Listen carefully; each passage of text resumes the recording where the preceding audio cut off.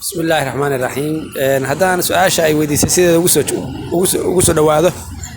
أنا وحنا سلايا هاي صدق أحرمات بان لا با وصلبه وعمد ذا كوباده إذا مدى الصومالي بالترجع إذا مدى دور مقعية بكل اللي ليهين إذا كم مرها هجان فيترع ودقال قلية ووعي واقع أرض الواقع فهم كلام لها markaan leeyahay malaha waxa weeye ciidanku wuxuu leeyahay hal barnaamij buu ahaa inuu taliyaha ciidamada qalabka sida iyo taliyaha lugta iyo taliyaha maartay ay sheegay iyo hogaamiyaha fighterka oo macna ciidanka oo dhexe in ciidanku amar qaataan bay ahayd ciidanku waxa moodaa habka maartay dagaalgelintu horta inuu ka liito aad uga liidato oo nimankan ay xeelad ka sareysa isticmaalayaan baa laga yaabaa bana waan is leeyahay qodobka labaada waxa weeye aan ku soo daray waxay tahay ciidamadu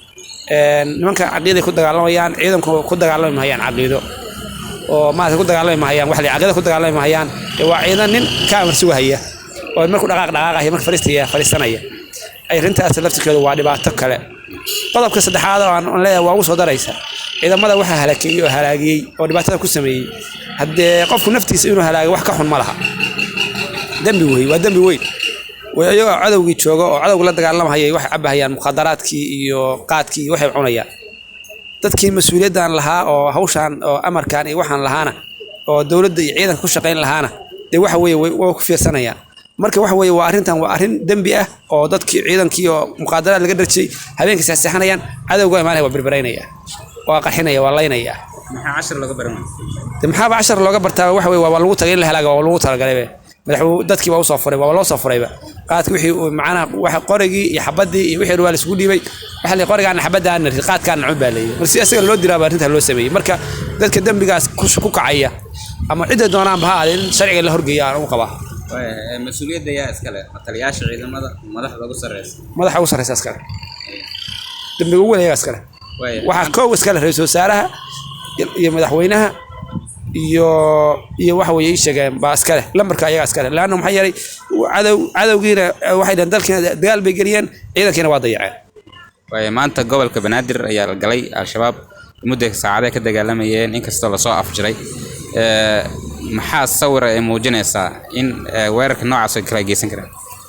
hadda waxay muujinaysaa dagaal waxa la galay habajiya macna waxa weeye marka cadawga iska dhaxsaado banaanka iska geysid bada dagaalka la qaadi karaa marka waxa moodaa inaan waxaan jirin bal isku sheegay riwaayad hadii macnaha macaasumadii bay dhex joogan waxaan ka dagaalamayaa meelahaas waa sheeka xogaa waxa moodaa waxa adigu waxa weeye asmacu jajata wala ala dhaxina bay dhaha carabta waxa la tumahay waa maqlaaya laakiin la garaacayo waa maqla laakiin waxa ku dhex jira garamayno caasumadii cadawgu intuu saa ka yeelayo macnaha magaalada ku dhex jiray hareeraheedii saa u sameeynayo dalka saa u leynayo baan waxaan ka dagaalamayaa meel ya 2 kilomitir baan cadow ku baxsanay ma jirto mid ka nimankan waxba sameynayaan waxooda shaqo yaqaanaan weey marka waxa la rabaa in nimankan wax laga qabto taliyana nabad sugid la keeno ciidan nabad sugid magaalada dhex galiyo oo waxa fikirkan faasho rag khibrad u leh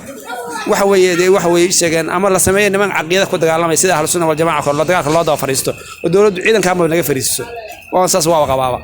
magaalada ciidanka ahlus sunna la keeno ayuu magaalada wax ka shaqo qabtaan waxa kan qabtaan wixii kale ayaa fahmaya dadka ayaa kala fahmi kara ama saasan qabaa